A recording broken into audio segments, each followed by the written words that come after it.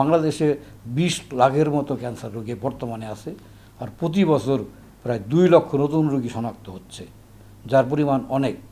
আর যে হারে বৃদ্ধি পাচ্ছে, এভাবে যদি বৃদ্ধি পায়, আর যেভাবে আপনার বায়ু দূষণ শুরু হয়েছে পৃথিবীতে, তাতে আপনার 1950 সালে শতকরা 73% মানুষের ক্যান্সার থাকবে। যদি আমরা এখন থেকে সচেতন না হই, এই ক্যান্সারকে প্রতিরোধ করার জন্য এগিয়ে না আসি, আমাদের আরেকটা কার্যক্রম আমরা চালু করব। পিএসআরওর নেতৃত্বে বিভিন্ন বিশ্ববিদ্যালয়, বিভিন্ন কলেজ আর বিভিন্ন প্রতিষ্ঠানে, যেমন কিংবা মহিলা কলেজগুলো আছে, এই সমস্ত জায়গায়, সব জায়গায় আমরা ক্যান্সার অ্যাওয়ারনেস প্রোগ্রাম চালু করব। খাদ্যাভ্যাস পরিবর্তন করতে হবে, ধূমপানটা ছেড়ে দিতে হবে, মদ্যপানটা ছেড়ে দিতে হবে। আমাদের গ্রামের মা বোনেরা দেখবেন, যারা বয়স্ক মহিলা, সবাই পান, জর্দা, সাদার পাতা এগুলো খায় মুখী ক্যান্সার নিয়ে আমাদের কাছে আসে। শুধুমাত্র ওই চিউইং টোবাকো এর কারণে এই হেডনেক যে এই রিজনটা আছে, 33% ক্যান্সার এইটুকুর ভিতরে হয়। তাহলে যদি ওইটা যদি এড়াইতে পারি, তাহলে এই ক্যান্সারটা কমে যাবে। এভাবে সচেতন না করলে ওই 50 সালে দেখা যাবে যে আপনার 73% মানুষ ক্যান্সার মানে বোঝেন, ঘরে ঘরে ক্যান্সার থাকবে একাধিক। ক্যান্সার চিকিৎসার তো আপনার যেমন ধরেন কিছু উইপন আমরা বলি, তার ভিতরে 1 নম্বর হলো আপনার সার্জারি, 2 নম্বর হলো আপনার কেমোথেরাপি এবং রেডিওথেরাপি, আর এখন লেটেস্ট চিকিৎসা আসছে যেটা ইমিউনোথেরাপি, এবং কিছু আছে টার্গেটেড থেরাপি, টিকেআই আমরা বলি। এই সমস্ত ওষুধ, কিন্তু বেশিরভাগ ওষুধ আপনার ব্যয়বহুল। এই ব্যয়বহুল, আমাদের দেশের অধিকাংশ মানুষ দরিদ্র, কিন্তু ক্যান্সার তো আর দরিদ্র গরিব ভেদ করে আসে না, দরিদ্র তো ক্যান্সার আক্রান্ত হচ্ছে। এরা যখন ঢাকায় চিকিৎসা আমাদের কাছে আসে, যখন আমরা বলি আপনার তো এত টাকা খরচ হবে, অনেকে কেটে দেয়।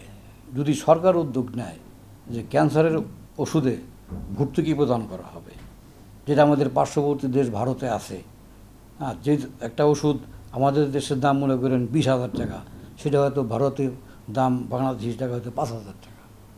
কারণ কি, সরকার ভর্তুকি প্রদান করে, সমস্ত ওষুধ সরকার কিনে কম দামে মার্কেটে ছেড়ে দেয়, রুগীরা কম দামে কিনতে পারে।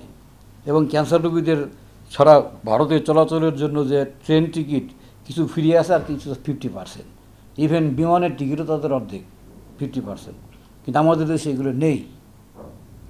আর দামি ওষুধের চিকিৎসা, অনেক কিউরেটিভ অনেক ওষুধ তৈরি হয়েছে যা আমাদের দেশে আসে নাই। আমেরিকাতে আছে, ইউরোপে আছে, জাপানে আছে, তারা ইউজ করে সুস্থ হয়ে যাচ্ছে, কিন্তু আমরা সেগুলো আনতে পারতেছি না। কারণ কি, এত ব্যয়বহুল, যেটা আমাদের দেশে বহন করা সম্ভব নয়। সেটা আমেরিকানরা পারছে কেন? কারণ তাদের হেলথ ইন্স্যুরেন্স করা আছে। সারা বাংলাদেশের 20 লক্ষ রোগী, এদের চিকিৎসার জন্য কমপক্ষে 200 মেশিন আমাদের দরকার। সে জায়গায় সরকারি বেসরকারি মিলে মাত্র 20 থেকে 22টি মেশিন, তাও সব কার্যকর নয়, যার জন্য অত্যন্ত অপ্রতুল। আমাদের এখানে রেডিয়েশনের ডেট নিতে হইলে দেখা 3 মাস, 4 মাস, 5 মাস, 6 মাস পরে ডেট দিতে হয়। যখন ডেট পায়, ফোন করি আপনার সময় হয়েছে, তখন রুগীর ছেলে মেয়েরা ফোন ধরে বলে যে আমার রুগী তো মারা গেছে এত তারিখ, কিংবা আমার রুগী 40 হয়ে গেল গতকাল। তো এই অবস্থা তো থাকতে দেওয়া যায় না, যার জন্য সরকারি পর্যায়ে মেশিনের সংখ্যা বৃদ্ধি করতে হবে। প্রত্যেকটা মেডিকেল কলেজে যেখানে বিভাগ আছে, বাঙ্কার খালি পড়ে আছে, কিংবা পুরনো মেশিন নষ্ট হয়ে পড়ে আছে, ওকে রিপ্লেসমেন্ট করে নতুন মেশিন আনতে হবে, উদ্যোগ গ্রহণ করতে হবে। বাংলাদেশ সরকারের কিন্তু টাকার অভাব এখন আমি আছে বলে মনে করি না। প্রতিটা মেডিকেল কলেজ এবং বিভাগে পদ সৃষ্টি করতে হবে। আমাদের এখান থেকে প্রতি বছর যে ছাত্ররা পাশ করে বেরোচ্ছে, এই পদের অভাবে এদেরকে দেখা যায় একজন ক্যান্সারের বিশেষজ্ঞ তৈরি করে দিলাম, হয়তো 5 বছর পড়াশোনা করিয়ে ওদেরকে সরকার পোস্টিং দিয়ে দিল উপজেলায় কিংবা একটা সাব সেন্টারে, যেখানে ওরা ওই জ্বর, টাইফয়েড কিংবা ওই ডায়রিয়া, এই জেনারেল প্র্যাকটিসের যেটা জিপিটা তারা করে। কিন্তু আমরা তাকে বানাইলাম কি ক্যান্সারের চিকিৎসক, অনেক টাকা পয়সা খরচ করে। তা আমি চাই যে যারা ক্যান্সার বিশেষজ্ঞ হবে, তারা ক্যান্সারেরই চিকিৎসা করবে। সেই জন্য পদ সৃষ্টি করতে হবে। আমাদের যে 37টি মেডিকেল কলেজ আছে সরকারি, প্রত্যেকটা জায়গায় এই ক্যান্সার ডিপার্টমেন্ট খুলতে হবে।